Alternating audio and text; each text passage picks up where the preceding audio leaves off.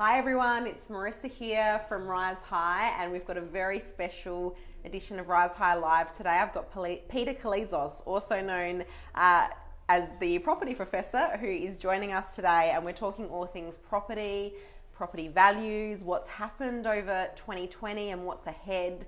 So it's a very, very interesting session that we've got planned for you today, and we're definitely welcoming your comments and feedback as we go through. So please feel free to leave a comment below or a question. We're here to answer them. It's not always that we get Peter in here to share his wisdom, and he does have a lot of wisdom. He's also the program director of the Master of Property at Adelaide University, so definitely a very, very knowledgeable person, and has researched property for how many years, Peter? So I've been involved in property and teaching property for about 25 years. Yeah. And I think, I've obviously been a property investor for a long time as well, and I know that you're just such a well-respected property expert. Well, I mean, I try and give an unbiased opinion about what's happening. Yeah.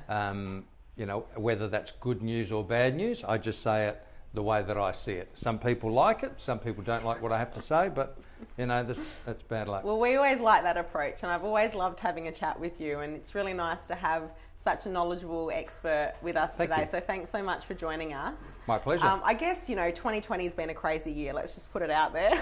It certainly has. There's certainly been lots of ups and downs, and still ups and downs to come, with everything that's going on. Unpredictable is one word that I'd, put out there. Yeah. Let's just sort of take our minds back to, March, April 2020, when coronavirus was just starting to become a big issue. What were your thoughts then about what was going to happen to the property market, and how were you feeling about things at that point?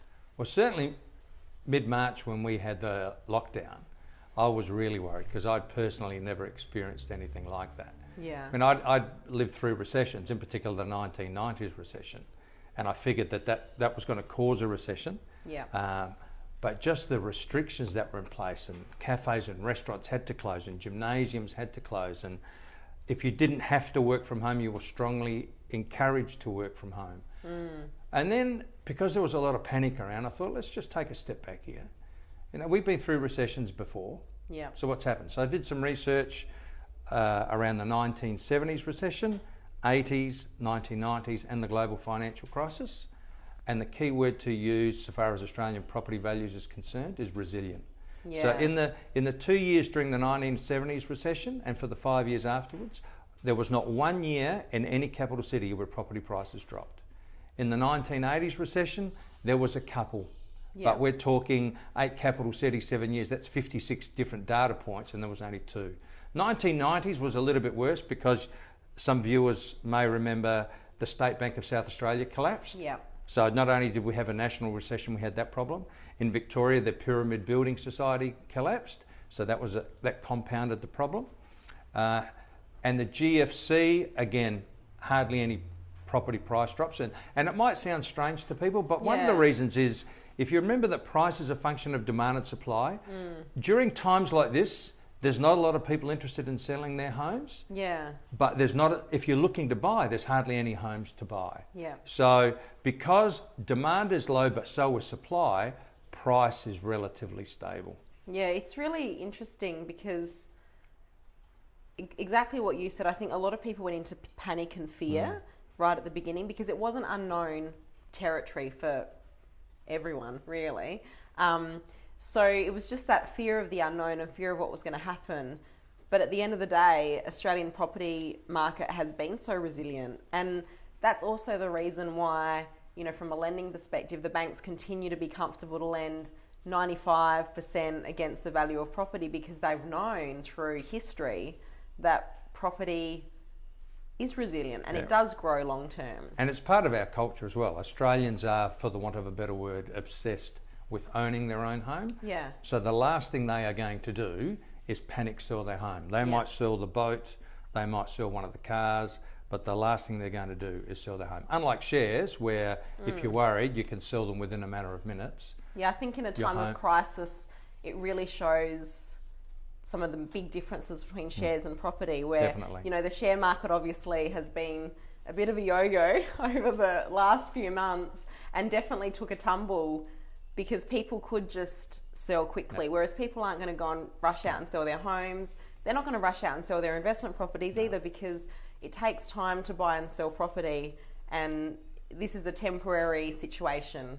It took 12 years for the share market to get back to its GFC level. So 2008, it was late 2019 before it got to the same level, whereas property prices hardly dipped below where they were in 2008, and have done particularly well since that time. I've been in finance since the GFC as well, and seeing now this pandemic, and what I've seen, and I'm interested to see if your thoughts are similar, is that times of crisis and economic turmoil, if you say, is actually takes people away from shares and potentially wants them, makes them interested in moving their money into property, which actually has a positive effect on our property market because there's more demand, there's more interest from investors, and I think in times of uncertainty, people are looking for stability and cash flow, and property can definitely offer, stability and cash flow, especially Adelaide property. Yeah, and the one thing I particularly like about property is you have control over it. Yes. Unlike the share market, and its price can go up and down. Yeah. So, if I don't think I'm getting enough rent from my property, I can improve it a bit and get a bit more rent. If I'm struggling to get a tenant, well, I'll drop the asking rent by $10 or $20 a week. Yeah. So, and I think for many people, that's one of the key advantages of owning property over shares, is that you control it. That the Torrens title system that we have in Australia gives us a guarantee that we've got very good control over that asset. Yeah, yeah. I agree. I love that aspect of it, and definitely it is good to be able to decide how your asset will perform, what you can do. You've got so many options of what you can do to it. We've had a few people join in, so I'll just say some shout outs to Sharon, Emily, Jade, Delia, Sam. Thanks for joining us, guys. Really happy to have you here. Please feel free to send in your questions. Peter's a wealth of knowledge, so he'd love to answer them. And if you've got any comments or thoughts, we'd love to hear those too. So I guess, obviously, we've taken ourselves back to March, April. We've realised that, okay, it's not the end of the world. The property market is going to stay resilient. Now looking back, how has the Australian property market performed? So it was very hard to find data, surprisingly, going back 6 months. So I got CoreLogic for the June quarter and then ABS for the March quarter. So when you look at it overall, Sydney has dropped by 3% since March. Melbourne has dropped by 6%, but the other three major capital cities have increased in price. Not much, but when you consider it's a recession, the fact that you haven't dropped in value is pretty good. So, and I think, and I'll make a big call here, Marissa, on our Facebook Live thing here. Let's do it. Like whatever property price drops we've seen, that's it. They're finished now. That's it. The market has turned. It's not all over for COVID-19, definitely, but I think the worst is over. For the property market. Yep. Yeah. And what you'll see is, including in Sydney and Melbourne, where property prices have dropped, that you'll see a big turnaround. I know one of my podcast co-hosts, Kate Bakos in Melbourne, she's been run off her feet in the last 2 weeks since the ruling came in that real estate agents can now transact. Like, it's only one person in one house, but she's been inundated with people that want to buy property in Melbourne. Well, that's the thing. You've got to think that the Melbourne statistics aren't really a fair representation because there's hardly any sales. People haven't been able to buy. Like, they haven't been able to go to opens. And they haven't. So no auctions. Pretty much the property market's been put on hold in Melbourne. Yeah. And I think also Melbourne and Sydney are coming off some big growth. So even the fact that they've come back a bit, they're probably still ahead, where they were a few years ago. But I think, the good news stories are obviously, Adelaide's one of the good news stories. Adelaide very rarely hits the headlines for being the best performing capital city, but also very rarely hits the headlines for being the worst performing capital city. It's steady as she goes. Where slow and steady wins the race. Yeah, that's right. That's right. And in particular now, there's a lot of good things happening in Adelaide and in South Australia. Yeah. The government and our health professionals have coped with COVID-19 very well. Yeah. So our economy is going a lot better than some other state economies. So yeah, the future is certainly looking bright, and I'm particularly excited for March 2021. When the March banks 2021? relax their yes, very restrictive. I'm going to come back to that in a moment because that is a very exciting topic to talk about. I personally can't wait. Yeah. Very, very excited about that. But the other thing that I think is really interesting as a result of everything that's happened in the last 6 months is that it'll be interesting to see what happens to our net migration figures, because I'm hearing of a lot of people from Adelaide that have moved interstate that are actually planning to move back to Adelaide, or even people from interstate in Melbourne, Sydney that are actually planning to move to Adelaide just because they want a different lifestyle now. They've had time to evaluate their life, they've had time to evaluate their living costs, and they want to change. Yeah. And with more people being able to work remotely, it doesn't necessarily matter where they live.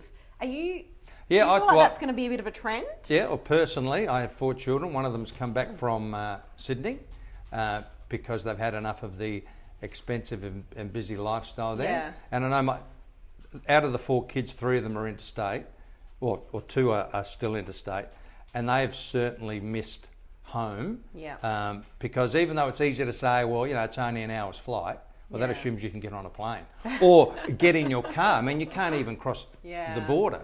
Yeah. So I have, and certainly the stats are showing that. And it's not just people moving from other states to South Australia. It's people moving from capital cities to regional areas. Like you said, with more work from home doesn't have to be close to work. So for example, if you work in Brisbane, you don't have to live in Brisbane. No. You can go live on the Sunshine Coast. Yeah. Well, that's not a bad lifestyle. Yeah. And same, like in South Australia, you don't have to live in Adelaide. You can go live in another coastal area, like you might go and live in Victor Harbour or Goolwa or somewhere on the York Peninsula, and maybe commute once or twice a week if you need to. Yeah, and we're also seeing from our side, we're seeing a huge demand from purchasers. People wanting to get pre-approvals and purchase, whether it be owner-occupied houses or investment properties.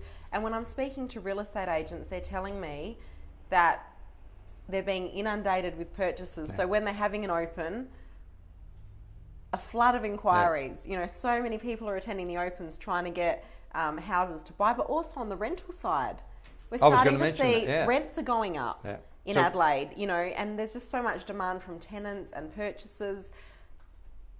It's been quite crazy, really. It has. It's been extraordinary. Like, we have a number of investment properties, and in March we were particularly worried that a lot of our tenants were going to leave. So I was on the phone making sure we had all of our landlords' insurance in place. Yeah. In the end, we lost 2 tenants, but we got 2 replacement tenants pretty quickly. Yeah. So there's certainly a lot of people looking for property to buy, and a lot of people looking for property to rent. And I've been finding that with properties that I've had in my portfolio that we've had to release, the rents are higher. Like, I'm getting more rent. And again, there's been a rent increase. It's that demand and supply thing. There's a lot more people looking for rental property than there is rental property that is available. Yeah, it's really quite amazing. So shout out to Amanda, Katie, James and Resh. Thanks for joining us, guys. Please feel free to leave a comment or question below. We'd love to hear from you. So I guess it's pretty good news, really.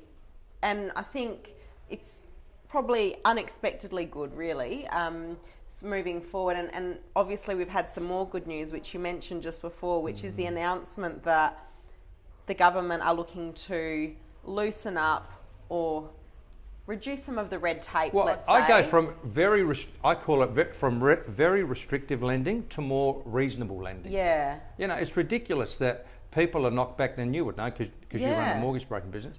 They look at Netflix accounts, gym membership, how many lattes you have.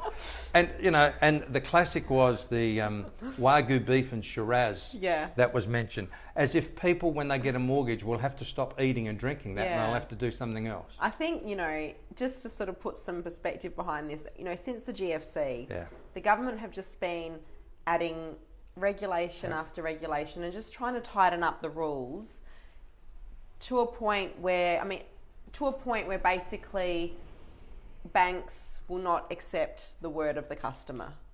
So really investigating to say, this is forensic. It is forensic. And right now we do have a situation where lending is quite forensic. You know, we have to go through everyone's living expenses in detail and look at what they've been spending and how that's going to change potentially after they get a loan. But really what they're talking about now in going back in March next year is accepting the customer's so I'm responsible for the stuff that I So give. if you tell me that your living expenses are $3,000 a month, then I can believe that without having to investigate, you know, what you're spending your money on every single day of the week. So it'll be really interesting, and I think what we're going to see from that is people's borrowing capacities will increase. And their ability to borrow, whereas now they may not be able to borrow, but based on the relaxation of these restrictions, they can go from not being able to borrow to being able to borrow, as well as those people that can actually borrow more. So, absolutely. You know, like we said at the beginning, I've been researching property markets for a long time, and for a long time, interest rates played a big role in the health of the property market. But since the GFC, it's the availability of credit. Yeah. It almost doesn't matter what the interest rate is. If the bank will lend it to you, you'll go and take the money. Yeah, and I think it has gone too far in terms of the restrictiveness, because, you know, we have some clients where we, you know, set them up in loans a few years ago and they're comfortably meeting their repayments, plus they're saving really good amounts of money on the side and comfortably living a lifestyle that they're really comfortable with, that can't refinance their existing debt. Not even increase, but just can't even though they're actually proving that. So it needs to be loosened to the point where banks can actually make the decision to take their own level of risk, and they can bring common sense back to the equation. That's what we need, because that's what's been removed.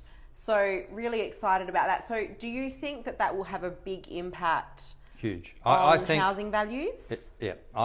For Adelaide in particular, I think 2021 and for the 2 or 3 years after that, we'll see the best growth we've seen since the global financial crisis, because cities like Adelaide and Brisbane have done virtually nothing since the global financial crisis. Perth has almost gone backwards since that time. So I think it's our time to shine in the property market. So buy up before March 2021, is that? Well, if you can find a property, because it's hardly any for sale, that's the problem. If you can find some property, buy up before March 2021. I agree. I think that next year's going to be a great year for our property market in Adelaide, and I think that we are going to see some good growth, and I'm really excited about that personally. I am too. And like I said, it's been a long time coming.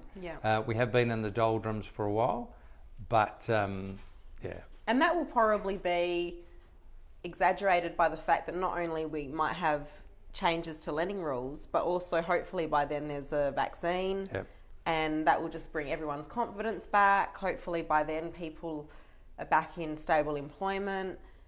Have some banks already started? I heard that Westpac dropped their benchmark rate from 5.35 to 5.05. Look, we are already starting to see that banks are making small changes. Right. But I guess until the legislations come through, we're not going to see anything drastic. Right. And I think the area that's really drastic is the living expenses.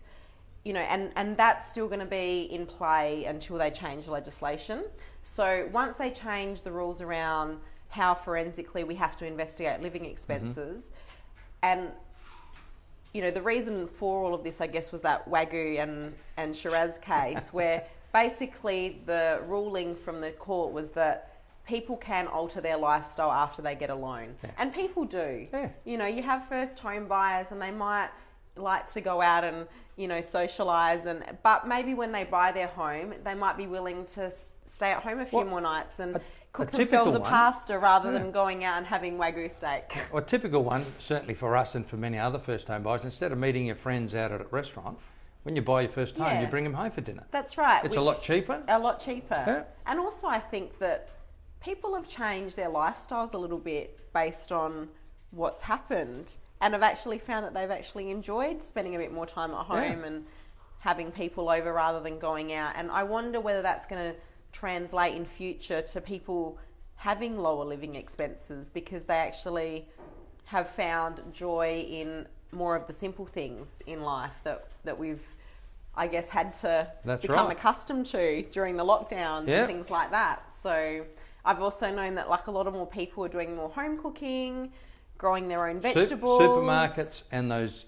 mini marts have gone crazy. Yeah. Because lots of people are going there to buy ingredients to cook at home, because even if they wanted to go to the restaurant, they couldn't. Yeah. So it's healthier lifestyle, but also better on the budget. Certainly is. Lower living expenses, which also increases your borrowing capacity. Yeah. So we've got so many things that will come together all at once in March next year, I think. That will just very be much looking forward to it. the perfect combination for a good future for our property market. Yeah. We've had a question come through from Saneth.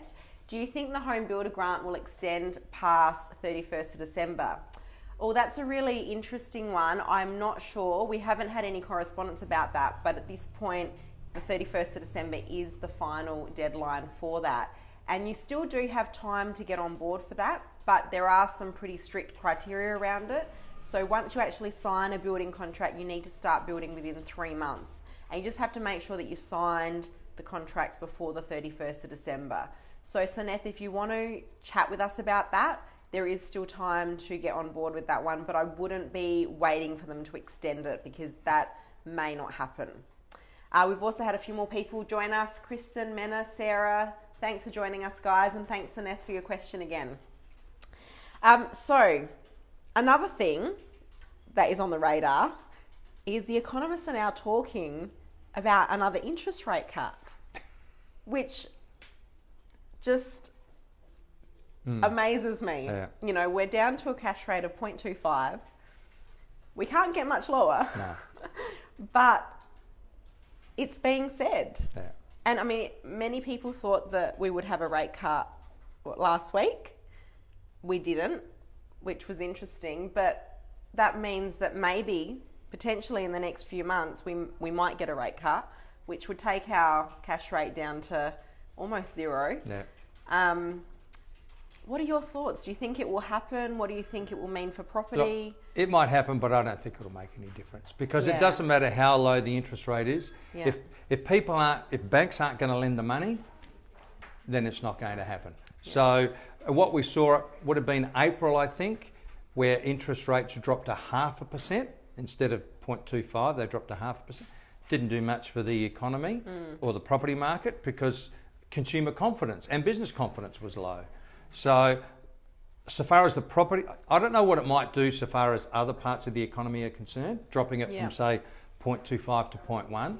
But so far as the property market's concerned, nothing is going to change until business and consumer confidence comes back. Yeah. And very importantly, there is more credit available for people. March 2021.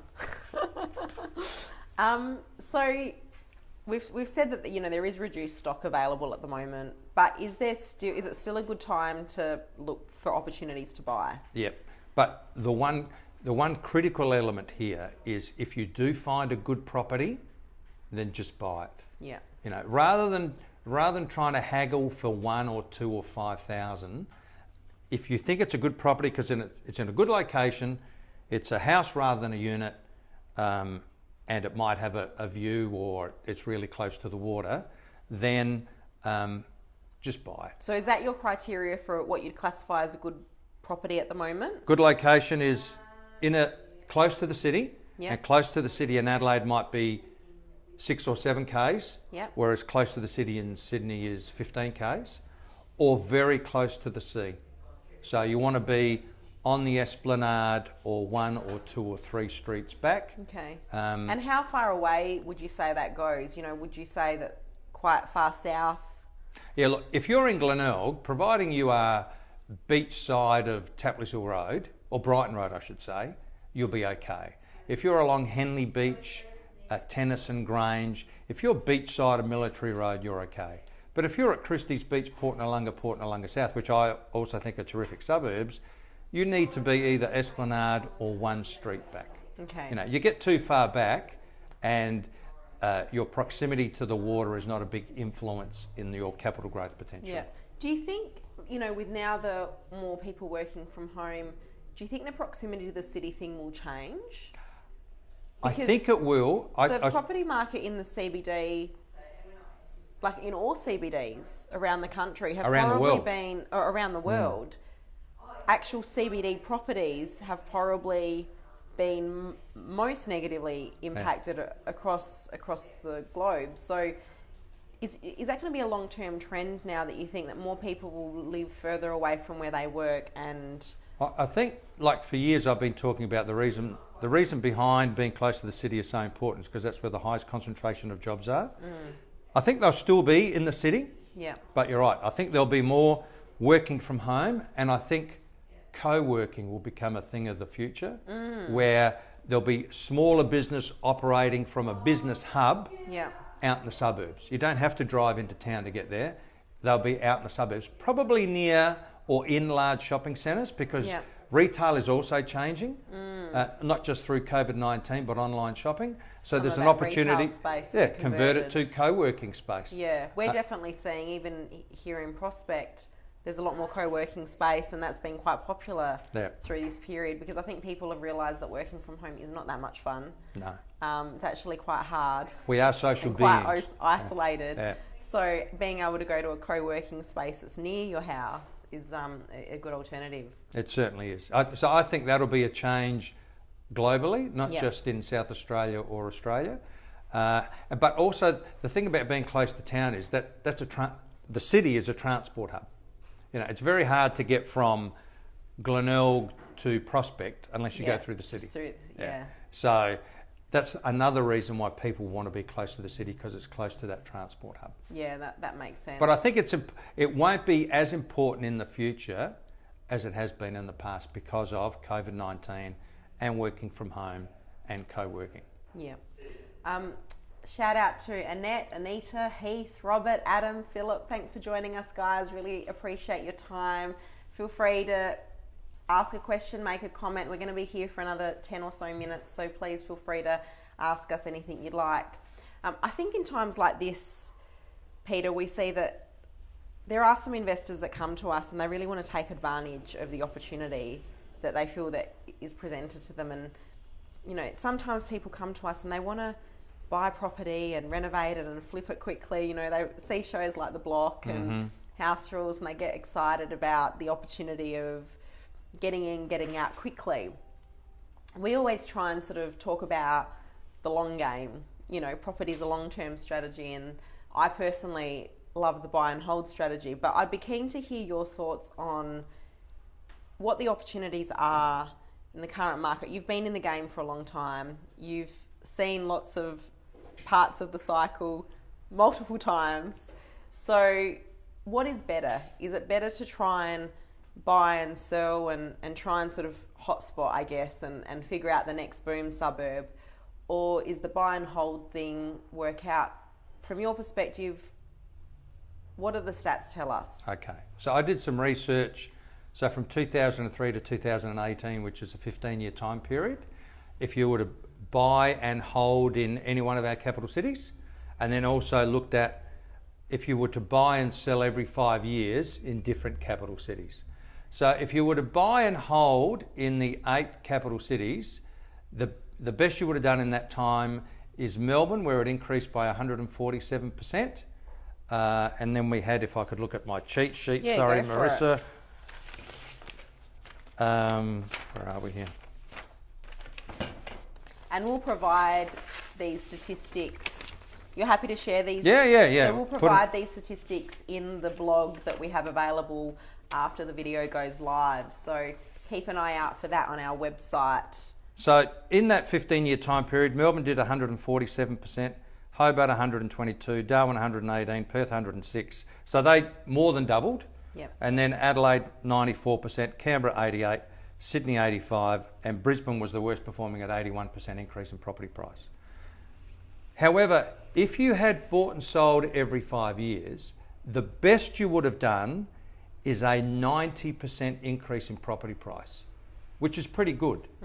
But that's the best, and that's the best out of 512 different outcomes, because there are 8 capital cities you could have bought in year 1, another 8 in year 6, and another 8 in year 11. 8 times 8 times 8 is 512. The worst you could have done was lose $150,000, because one of the big negatives of buying and selling is the transaction costs, and you lose a lot of your duty and the capital gains tax. You lose a lot of your profit there. So I think do all your research, do all your hot spotting, find the right property, and then hold it. for the long term.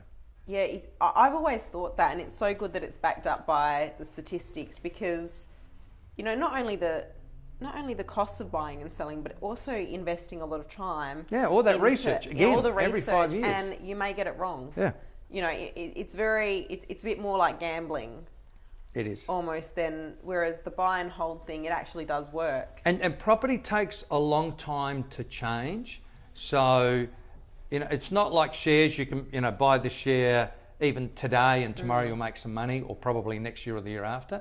Property takes years, decades. So do your research, work out what you think the prospects are for that particular city, that particular suburb, and then just hold it. And would you say, I always tell people that 15 years should be a minimum holding period. Do you think that's long enough? Yeah, look, property used to double on average 9.5 years. Yeah. But as I just showed, it's taken 15 years for it to double. Yeah. And I think that's going to continue. Yeah. Because when property was doubling every, say, 10 years, interest rates were high, inflation was high. Well, when interest rates are 0.25% and inflation we're actually negative, you can't expect property prices to increase double. as they did. Yeah. So property will still increase, not at the same rate. But still at a much faster rate than how your money would grow if it was in cash.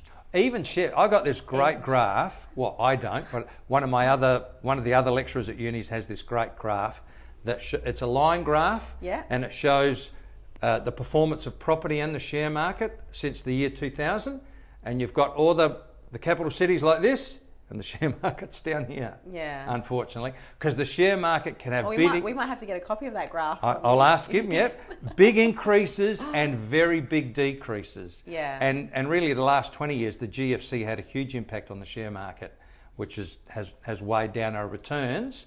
And even if you're not directly invested in the share market, those of us that work and get paid by an employer, we've all got super. Yeah. So, and most of that's in the share market. So if you're going to implement the buy and hold strategy for yourself, you need to make sure that you can afford to keep the property that you're buying. It's all very well and good to say that you want to buy near the Esplanade or near the city, but I think from our perspective, we just feel like the most important thing is that you buy a good quality property that you can actually afford to hold on to for the next 15 to 20 years. It's no good buying a property, on the Esplanade that's going to cost you $300 a week out of pocket, and that if one of you loses your job or if something happens, then that is just going to be unachievable for you to maintain. Do you agree with that? How important do you think that cash flow element is to making sure that you choose the right property? Oh, I think it's very important because, you might say to yourself, we can struggle for a little while, but you might be struggling for a long while, and that's not good for your lifestyle, for your mental health. So you need to make sure, and the banks will certainly go a long way towards this as well, you need to make sure that you can afford the property, not only today, but in the long term. And that's one of the reasons why banks' benchmark rate is higher than the actual rate that you're going to borrow at, because they're factoring in some interest rate rises. That's right. There's been so much great information. Do you have some key takeaway messages that you'd like to leave us with today, Peter? Yeah, look, I think it's important to buy the right property, and in simple terms, that's a house rather than a unit, and an older style house. May not be a character or a period home, but a 1950s or 60s home is better for capital growth than buying, say, one that was built in 2010 or 2015. Close to the city or very close to the sea. And it's not just about the right suburb, it's also the right street. Because Prospect is a great suburb, right? And Churchill Road's a great place to have commercial property on, but it may not be the best place to have residential property on. So right suburb, right street, right property. And Peter also has a podcast which we'll link to in the blog as well. So if you're interested in hearing more from Peter, we'll link the podcast there as well so that you can continue to get some wisdom from him. Thank you so much for joining us, Peter. It's been so nice chatting with you again. We'll get you back again next year, I think, to give us another update. But thank you everyone for tuning in. We hope that you found it valuable. And if you've got any questions or anything you want to chat about after this, please get in touch. We would love to help you out in your property investment journey. Thanks for tuning in. Bye for now.